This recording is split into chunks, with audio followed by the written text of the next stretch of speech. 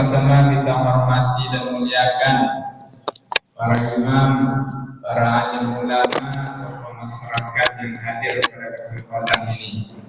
Kemudian hadirin wal hadirat, jamaah salat subuh yang dimuliakan Allah. Puji syukur alhamdulillah, senantiasa kita ucapkan kehadiran Allah Subhanahu wa ta'ala. Alhamdulillah, Allah masih beri kita umur untuk berjumpa dengan Ramadan 1447 Hijriah. Dan alhamdulillah, tanpa terasa oleh kita Bapak Ibu, sudah sampai bulan kita ke Ramadan yang ke-10. Barangkali banyak saudara kita yang ingin berjumpa dengan Ramadan tahun ini.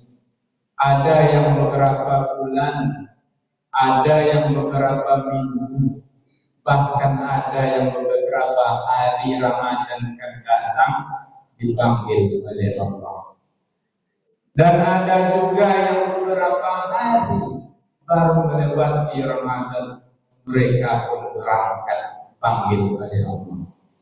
Maka dari itu, kita yang sudah sampai di hari yang ke-10 ini, jangan sampai kita lupa, ajal tak pernah menunggu.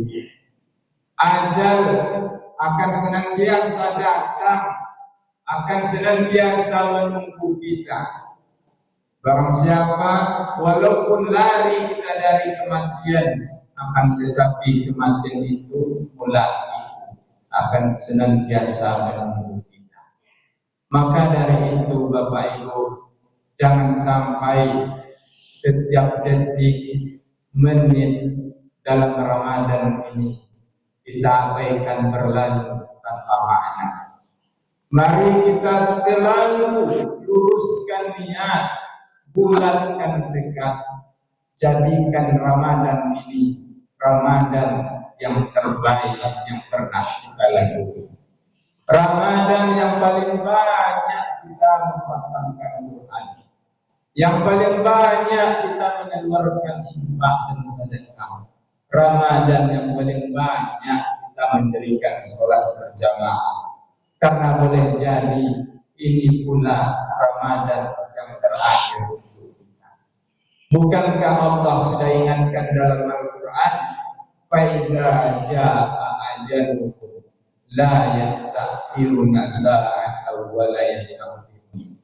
Apabila ajal seseorang telah datang, tak bisa dimajukan, tak bisa dimundurkan. Aina ma takun, dimanapun kamu berada, yudrikumul maut, kematian akan mendatangi. Walaupun fi burujin musayyadah, sekalipun berada di dalam benteng yang tinggi dan kokoh. Salawat dan salam Allahumma salli ala sayyidina Muhammad wa ala ali sayyidina Muhammad. Semoga tercurah buat junjungan kita, yakni Nabi besar Muhammad sallallahu alaihi wasallam. Bapak-bapak, ibu-ibu yang saya muliakan, barangkali banyak yang bertanya-tanya. Tadi diumumkan sebelum sholat yang akan mengisi Ustaz Muhsin, tapi kok yang hadir alam ya, tidak kelupa dengan Pak Bu. Rindu sebenarnya nak datang ke Marsan ini. Tengok jadwal kemarin dikasih sama pengurus malam ke 29. Lama semua ketawakan. Alhamdulillah ditelepon Ustaz Muhsin. Bisa ceng Ustaz katanya. Bilo subuh ke 10. Alhamdulillah ketawa. Itulah yang awak inginkan. Ketujuan jode ayat padiwabah. Masyarul muslimin rahimakumullah. Pada kesempatan itu ampun tak akan menunggu sifat. Kita saling mengingatkan dalam kebaikan dan ketakwaan. Anggo sonyo ndak akan menasihati Bapak Ibu asu-asu menasihati di aku sendiri. Pada kesempatan itu ditetapkan judul susah dan mudah sebagai ujian dalam hidup. Ma'asyiral muslimin rahimakumullah. Kalau anak-anak awal sekolah mereka belajar dulu buat ujian, sedangkan kita dalam kehidupan Allah uji kita dulu baru dapat belajar. Kaya kita kadang lewat kaya itu kita diuji oleh Allah. Miskin kita lewat miskin itu Allah uji kita. Berilmu kita lewat ilmu itu kadang Allah uji.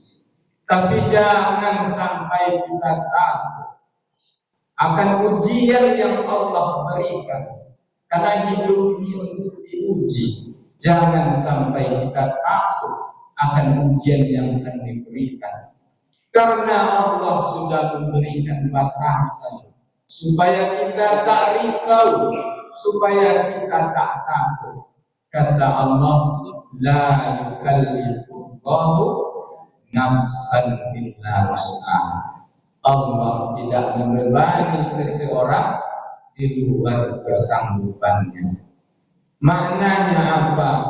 Ibarat beban Bapak Ibu yang kan sanggup kita memikulnya juga yang kan Allah berikan. Kalau tidak sanggup kita tidak akan mungkin Allah berikan. Ya tak? Jadi Imam Ghazali Bapak Ibu dia menjelaskan kan kehidupan orang beriman itu tak luput dari syukur dan sabar. Jadi cara bersyukur kata Imam Ghazali ada tiga. Yang pertama bersyukur dengan hati, yang kedua bersyukur dengan ucapan, yang ketiga bersyukur dengan perbuatan. Bagaimana kalau dapat nikmat? Bagaimana cara bersyukur dengan hati? Hendaknya awak meyakini apapun nikmat yang kita dapatkan itu adalah karena kemurahan kasih sayang Allah. Makanya zikir dengan syukur itu disebutkan Allah dalam satu ayat. Fadhkuruni adkurkum washkuruni wala takfurun. Ingatlah kalian kepada aku, kata Allah, aku pun akan ingat kepada anda. Bersyukurlah, jangan kufur. Orang saja berbuat baik ke kita, ingat apa? Iya, dia pernah berbuat baik kepada aku. Dia pernah memberiku. Kalau manusia saja berbuat baik ke awak tak konangnya, apalagi Allah yang luar biasa mencurahkan nikmat-Nya. Jikalau seandainya dijadikan ranting-ranting yang ada di muka bumi sebagai pena, daun-daun sebagai buku untuk mencatat nikmat Allah, abi ke sesuatu itu belum bukan abi nikmat Allah itu catat. Jadi makanya disuruh awak bersyukur. Kemudian yang kedua, bagaimana cara bersyukur dengan lisan? Hendaknya nikmat yang awak dapat, awak banyak ucapkan alhamdulillah, memuji Allah. Kemudian yang ketiga, bersyukur dengan perbuatan. Hendaknya menggunakan nikmat-nikmat yang Allah berikan kepada yang diridhoinya. Sehat badan, lain nampak mantul, telinga lain mendongeng, gunakan ke yang diridhoi Allah. Jangan ke Android muncul TikTok yang tak sesuai dengan tuntunan agama. habis waktu untuk menengok itu. Jadi iko tidak menggunakan nikmat kepada yang diridhoi oleh Allah.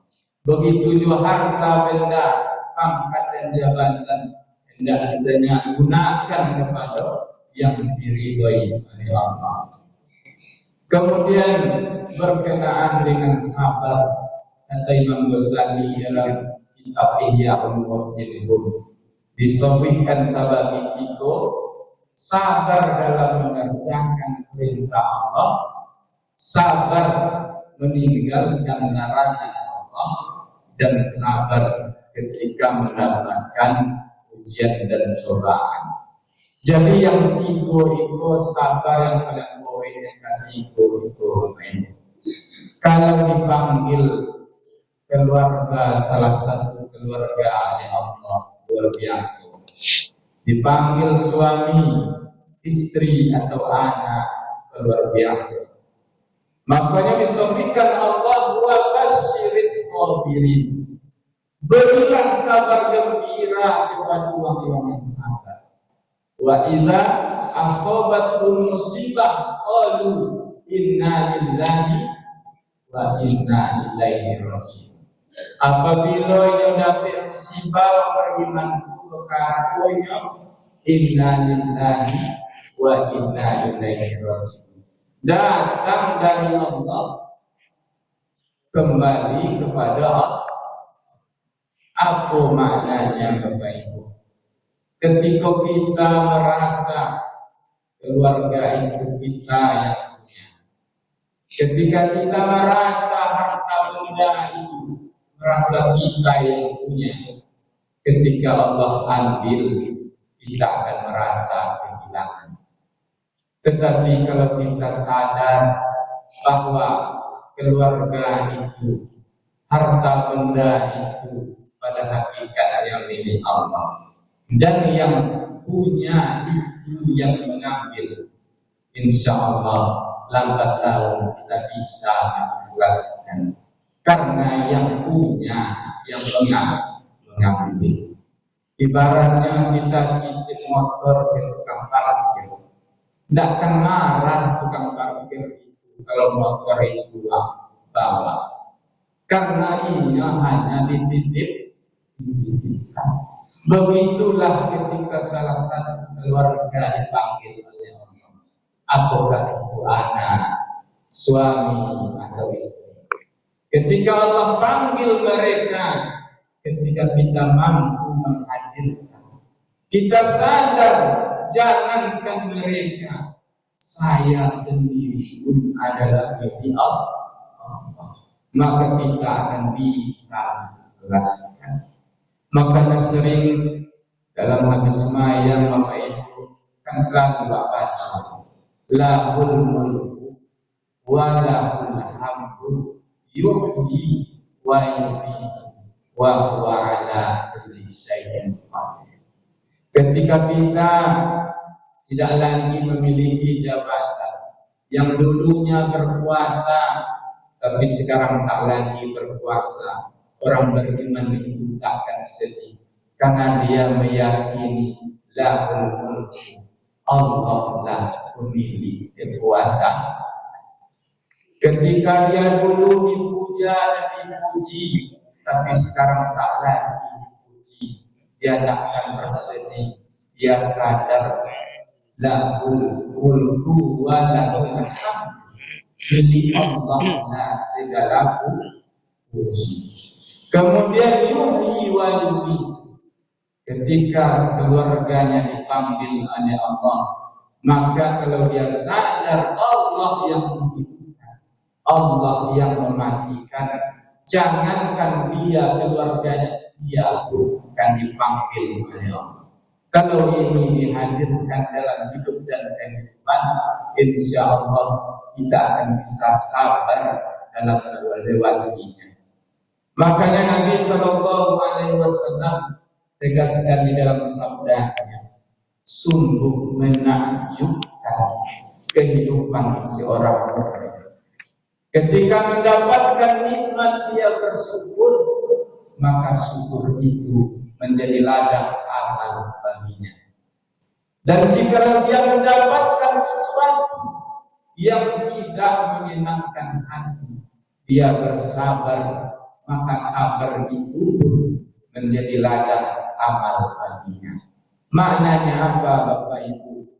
Kehidupan ini tidak akan berarti kalau tidak kita yang memberi arti. Orang kaya tidak akan berarti kayanya kalau tidak dia bersyukur dengan kekayaan yang Allah berikan. Orang miskin pun tak akan berarti miskinnya ketika dia tidak bersabar menjalani miskin yang Allah berikan. Begitu juga sehat, sakit. Orang sehat tak akan berarti sehatnya ketika dia tidak bersyukur dengan sehatnya. Begitu juga ketika sakit, hendaknya kita bersabar dalam melewati sakit. Hendaknya kita senantiasa husnuzan kepada Allah. Baik menurut kita manusia, belum tentu baik menurut Allah. Buruk terkadang menurut manusia, itu yang terbaik menurut Allah. Allah ingin menunjukkan, Allah ingin memberikan hikmah kepada kita dari apa yang kita alami. Contoh saja ketika sakit sering kita menyebut nama Allah. Ya Allah, sakit ya Allah, sakit ya Allah, ya Allah. Jadi Allah itu pencemburu. Dia ingin selalu kita ingat padanya, ingin selalu kita menyebut namanya.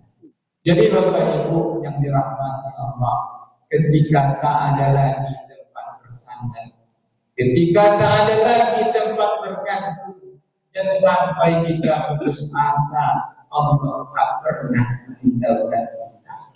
Untuk itulah Allah hadirkan kepada kita Ramadan, supaya kita semakin merasa dekat dengan Allah. Bukankah di dalam Al-Quran 183, 184, 185 ketika sudah berbicara tentang puasa, di ayat 186 itu Allah katakan, wa idza sa'alaka fa inni qarib. Apabila hambaku bertanya tentang aku, wahai Muhammad, katakanlah aku sangat dekat pada mereka. Jadi Allah hadirkan kepada kita puasa, ingin mendidik kita supaya kita senantiasa merasa Allah selalu bersama kita. Bukankah kalau bersandar ke tembok yang kokoh, seperti apapun kokohnya, suatu saat dia akan kokoh. Bukankah ketika kita menggantung di dahan yang kuat seperti apapun buatnya, suatu saat dia akan patah. Begitulah kalau berharap pada manusia, pada suami, pada istri, pada anak, bersiaplah untuk kecewa. Tetapi ketika kita gantungkan pengharapan hanya kepada Allah, Allah la ilaha illa huwal hayyul qayyum. Allah yang maha hidup, yang tidak akan pernah mati, tak akan pernah meninggalkan kita. Masyaallah muslimin rahimahullah, semoga kita termasuk orang-orang yang bersyukur ketika diberi Allah nikmat, dan semoga termasuk kita orang-orang yang bersabar ketika diuji oleh Allah. Barangkali inilah yang dapat saya sampaikan dalam waktu yang singkat ini. Semoga apa yang disampaikan ini dapat kita amalkan dalam kehidupan kita sehari-hari. Lebih dan kurang mohon maaf. Billahi taufiq wal hidayah. Wassalamualaikum warahmatullahi wabarakatuh.